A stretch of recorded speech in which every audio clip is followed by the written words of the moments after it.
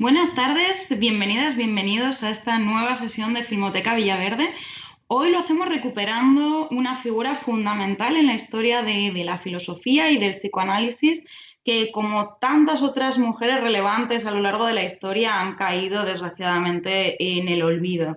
Se trata de Lou Andrea Salomé, una mujer que, si no conocen, verán en la película de esta tarde, es inteligente, es valiente y subvirtió las normas sociales de su época. Ella por finales del siglo XIX, muy comienzos del siglo XX, en aras principalmente de su independencia y de su autonomía.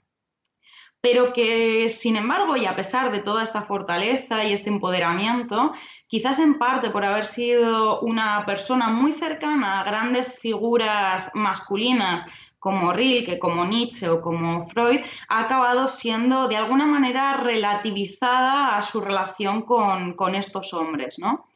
Existen además muy pocas huellas cinematográficas de la pensadora, ¿no? Pienso, por ejemplo, en la película, en el papel secundario que hacía en la película El día que Nietzsche lloró, o muy especialmente, y esta probablemente la tengan más fresca en mente, Más allá del bien y del mal de Liliana Cavani. En esta película, la de Cavani, se exploran las luces y quizás más las sombras de esa suerte de triángulo, depende de la fuente a la que se consulte, pues más intelectual o más sentimental o más erótico, como es en el caso de Cavani, que existió entre Paul Rey, Nietzsche y Lou Andreas Salomé. La película que veremos hoy, sin embargo, pone por primera vez el foco en la pensadora como protagonista de su propia vida, ¿no? Y lo hace de la mano de Cordula Cablitz-Post, una directora y productora bastante conocida en Alemania por haber dedicado su carrera desde el 97 más o menos a la producción de documentales y de talk shows para televisión, y que en esta ocasión se estrena como directora en el mundo de la ficción. Como realizadora, ha trabajado mucho para documentales del reconocido canal Arte, además de otros proyectos personales. Y en todos ellos, tanto estos más de encargo como las inquietudes más personales, podemos detectar ciertas trazas que también podremos vislumbrar de alguna manera en la película que vamos a ver esta tarde, ¿no? Quizás la más destacada es su interés por personajes polémicos y subversivos en su tiempo, ¿no? De hecho, su carrera está muy ligada a la de Christoph Schlingensief, el presentador, director de cine, teatro y ópera, probablemente más provocador de la Alemania contemporánea hasta su muerte prematura, por cierto, hace 11 años. Con él, de hecho, trabajó durante más de una década e incluso le dedicó un documental en 2009, un año antes de que este falleciera. Hay algo en Cables Post de fascinación, como digo, hacia lo subversivo, ¿no? De hecho, no es esta la primera obra que dedica a una mujer empoderada y subversiva, ¿no? La anterior película, la inmediatamente anterior a Lou Andrea Salomé, fue precisamente un documental sobre Nina Hagen, una cantante alemana eminentemente punk, aunque bueno, mezcla con líricos, si no la conocen es una música bastante interesante, muy reconocida en Alemania y en otros países europeos desde los años 70, ¿no? Todo esto es una filia que la directora ya confiesa tener desde adolescente, ¿no? Precisamente cuando cayeron en sus manos las memorias de Lou Andrea Salomé, que tomó ya desde el primer momento como referente vital por su autonomía y por su tenacidad, ¿no? Sin embargo, pese a este entusiasmo absoluto desde el primer momento por ella, no fue hasta 2008 cuando empezó a investigar seriamente sobre su figura y descubrió entonces que había buena parte de su obra que no había sido traducida y que por tanto era muy desconocida, ¿no? Fue entonces cuando decidió que haría una película sobre ella y en un primer momento, quizás, bueno, pues por su trayectoria natural, pues pensó que debía ser un documental, pero precisamente este olvido al que había sido sometida esta persona nos había dejado sin apenas imágenes, ¿no? Tan solo algunas fotos, algunas de ellas muy, muy icónicas que se reproducen en la película y que después podemos comentar. Y desde luego, bueno, no había ningún registro de voz de ella, ¿no? Por lo que finalmente tuvo que decantarse por el biopic, ¿no?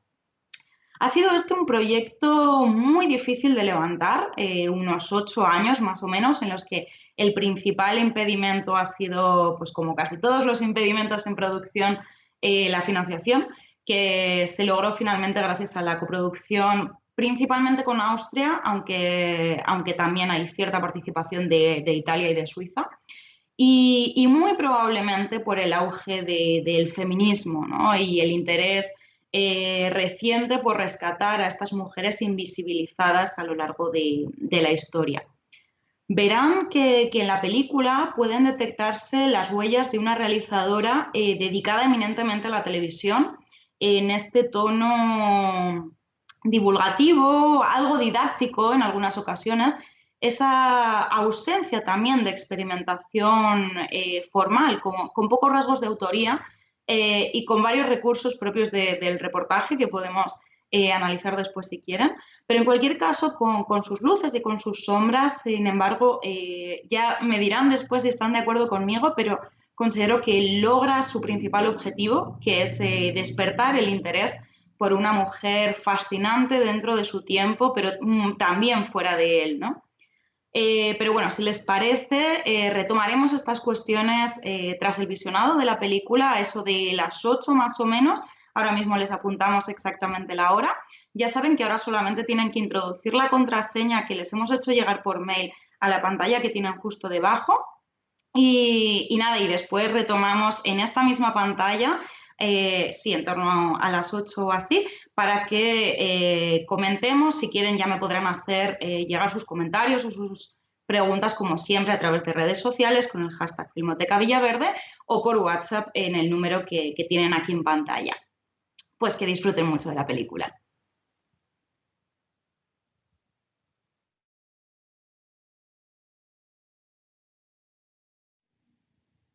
Hola de nuevo, espero que les haya gustado mucho la película y sobre todo que si no conocían a Lu, Andrea Salomé, les haya picado la curiosidad por conocer más acerca de su persona y su obra principalmente, ¿no? Les recuerdo que si quieren compartir sus impresiones conmigo y con quienes nos están viendo en este momento, saben que me pueden hacer llegar todos sus comentarios y opiniones mediante Twitter con el hashtag Filmoteca Villaverde y por WhatsApp mediante el número que tienen en pantalla, ¿no? Les comentaba antes que quizás el principal valor de esta película radica precisamente en dar a conocer a esta gran pensadora rusa, ¿no? Que fascinó a la entonces jovencísima Kablitz Post cuando llegó a sus manos la biografía. Y lo que fue además una fortuna, porque desgraciadamente, como saben, ha sido una figura muy maltratada por la historia, ¿no?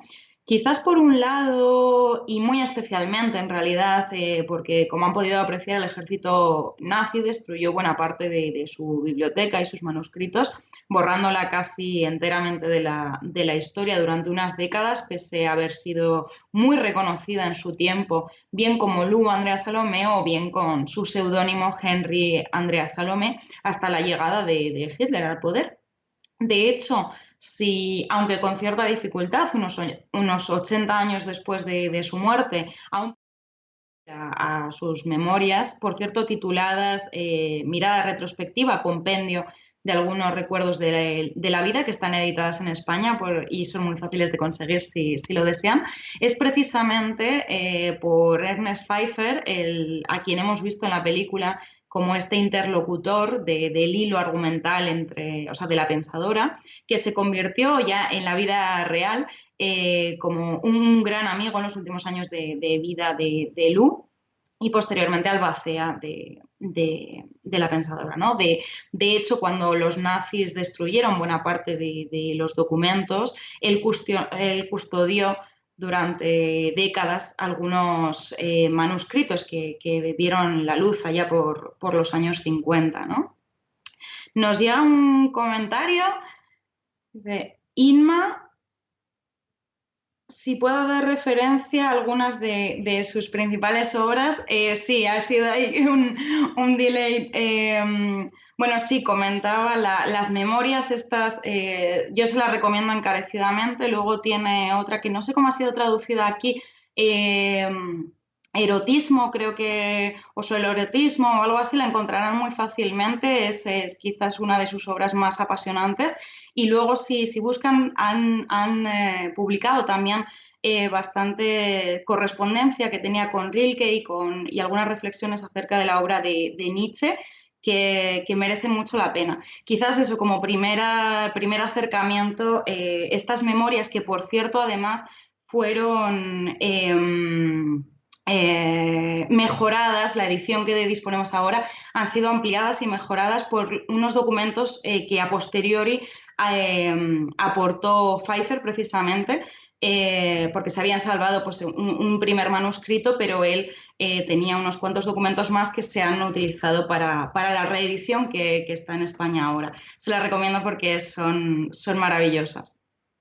Les decía que además de la cuestión del nazismo, que afortunadamente eso, como les digo, se ha salvado pese a todo, y ahora podemos acceder, todavía hay algunas obras que no se han traducido, pero podemos acceder a buena parte de su pensamiento.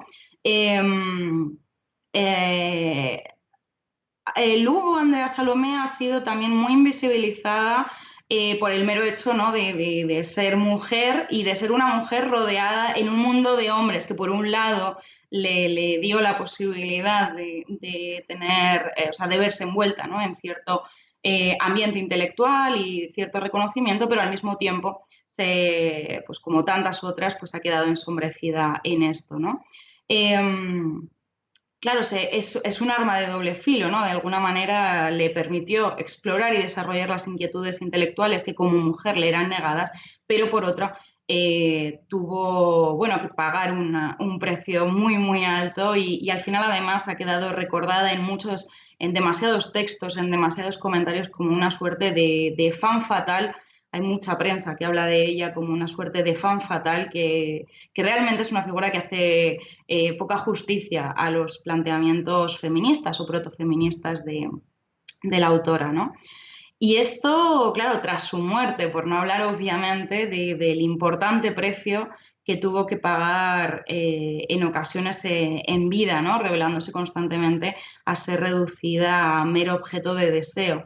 La película que hemos visto esta tarde explora muchísimo eso, ¿no? Lo habrán visto. De hecho, una de las mayores críticas que se le ha hecho a este largometraje es precisamente su profundización en las relaciones personales que lo tuvo a lo largo de su vida, ¿no? Sin embargo, la directora, muy consciente de esta polémica, eh, precisamente defiende que es en estos puntos, en estas conexiones con estos hombres que al mismo tiempo le han ensombrecido, donde se manifiesta de manera mucho más firme ese deseo de libertad y autonomía por el que tanto debió luchar, ¿no? Y es que en este sentido, bueno, eh, corríjanme si no estoy de acuerdo conmigo, pero la película es honesta, ya que no pretende ahondar tanto en su obra como en su carácter, ¿no? Como mujer revolucionaria de su tiempo y sirve precisamente, o esa es la pretensión a priori de la creadora, como punta del iceberg de toda una vida y pensamiento apasionantes que solo buscan ser evocados para despertar cierto interés en el espectador, en los espectadores y encaminarles de alguna manera hacia la lectura, ¿no? Por otra parte, es cierto que en buena parte de la obra de Lu, Andrea Salomé, se establece, les comentaba antes a raíz del comentario de Inma, un diálogo muy explícito con los pensadores que la han ido ensombreciendo también, ¿no? En este tiempo. Eh, Eso, se publicaron correspondencia, ella ha reflexionado mucho sobre el trabajo de Freud y el de Nietzsche también, y además su propia obra versa sobre ítems que se recogen en el largo, ¿no? Además del narcisismo y la pérdida de fe, que son dos de los grandes temas de su obra y que aquí se pueden percibir, sobre todo se centra en la identidad como mujer ante la maternidad, ante la independencia y muy especialmente hacia la sexualidad y el erotismo, ¿no? Temáticas muy influenciadas por sus propias vivencias y por su relación precisamente con Nietzsche, con Rilke y con Freud, eh, y de los que, bueno, la película es testigo sobradamente, ¿no? También tanto la obra de la escritora como la propia película manifiestan la propia lucha interna de Andrea Salomé entre la razón, de alguna manera, lo político y lo intelectual, y su propia emoción o deseo, ¿no? En particular, esta negación inicial que hay hacia, ya no solo hacia las prácticas sexuales y su relación con el compromiso, sino con el propio deseo y la relación que a posteriori tiene con Rilke, que es al final la que dilapida o al menos la que pone en cuestión su relación puramente intelectual y racionalizada con el deseo, ¿no? Un planteamiento este de cómo integrar el feminismo y la autonomía dentro del terreno amoroso y sentimental, especialmente heterosexual, que posteriormente además suscitó grandes reflexiones y teorías políticas años más tarde, ¿no? En la segunda ola del feminismo, y que aún hoy merece atención no solo por la relación entre hombres y mujeres, sino incluso por los propios códigos de las relaciones sentimentales, no necesariamente ligados, o al menos no por inercia, al compromiso o a la monogamia, por ejemplo, ¿no?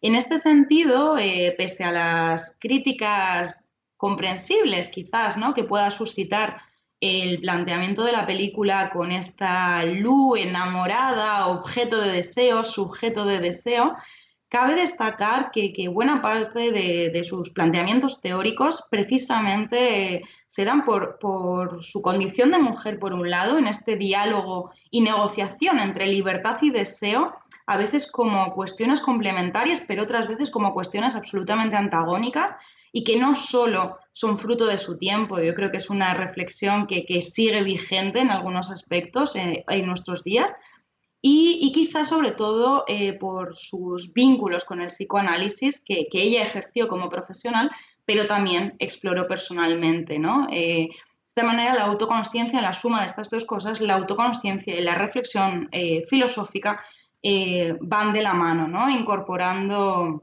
tanto en su obra como en la película estos quizás matices o incoherencias de alguna manera que la hacen puramente humana, ¿no? Y que como todas tenemos si atendemos a la dimensión política del deseo al fin y al cabo, ¿no?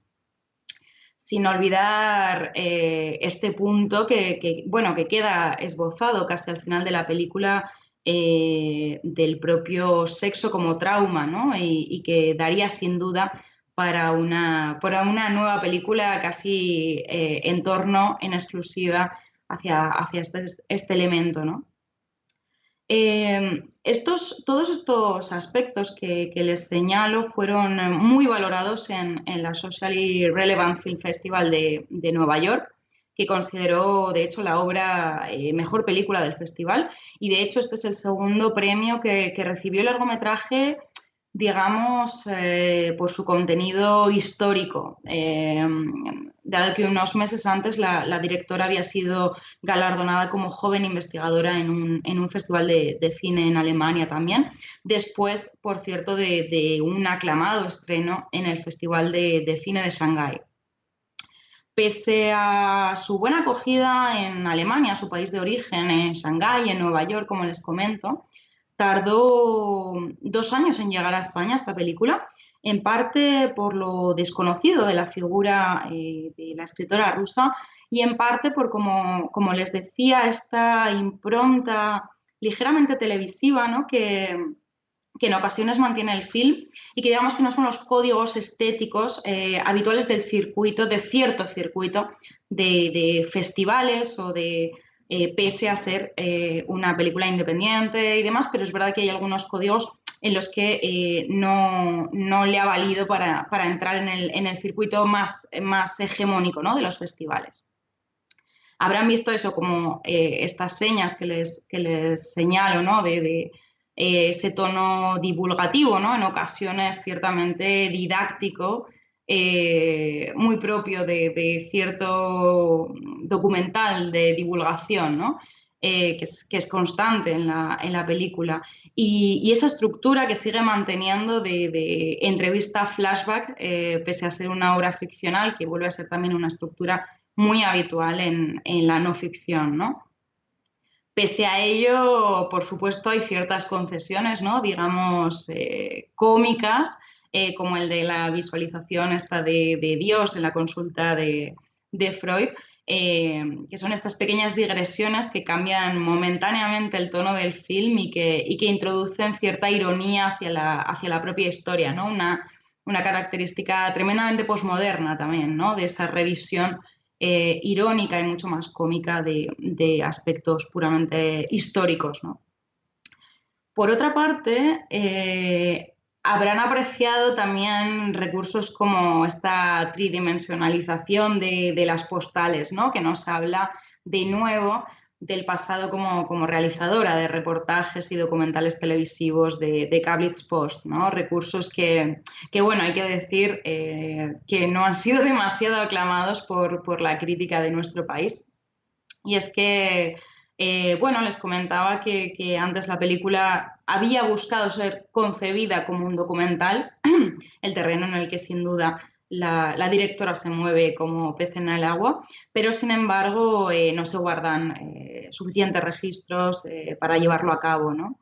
Solo se conservan algunas fotografías que de hecho se indagan en la vida de la filósofa o simplemente buscan un poco por internet, encontrarán, disculpen, una y otra vez las mismas imágenes, ¿no? La más conocida, sin duda, es esta que se reproduce en la película, que les hemos puesto varias veces, en la que Lou conduce el carro tirado por Nietzsche y por Paul Reynaud, que sí en su día fue tremendamente polémica, hoy sin duda sigue despertando muchísimo interés, ¿no? Y se ha convertido en una suerte de icono para aquellos que valoran y que conocen la obra de esta mujer.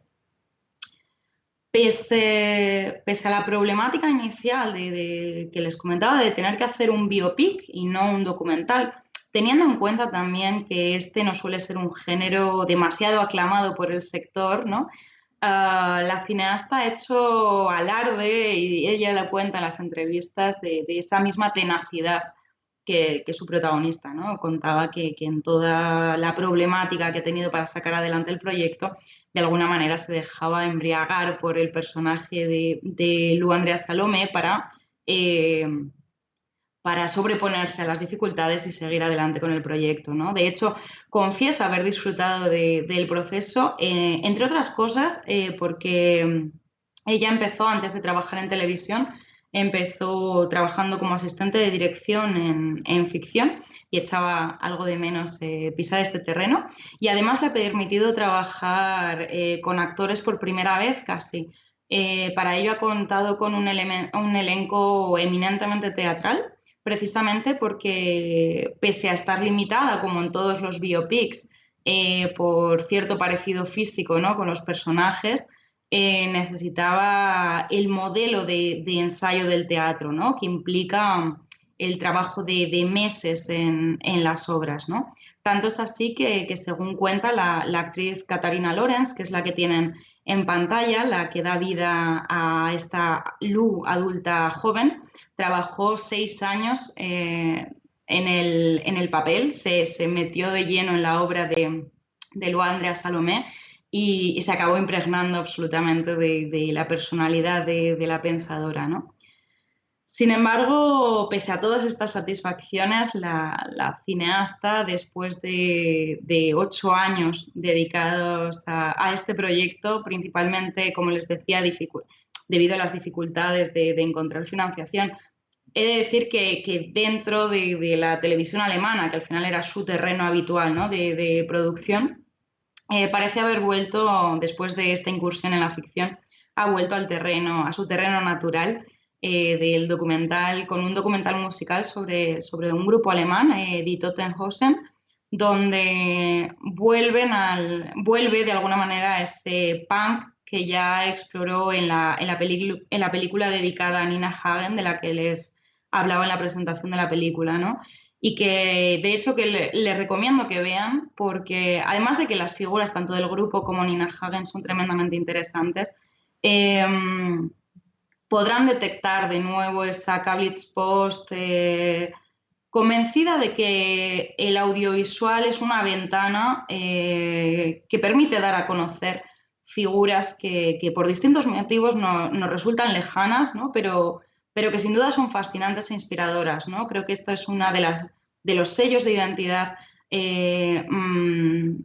más llamativos de esta directora, ¿no? El contenido antes que la forma, y esta es una de sus máximas y sus objetivos principales a la hora de abordar un proyecto audiovisual, ¿no?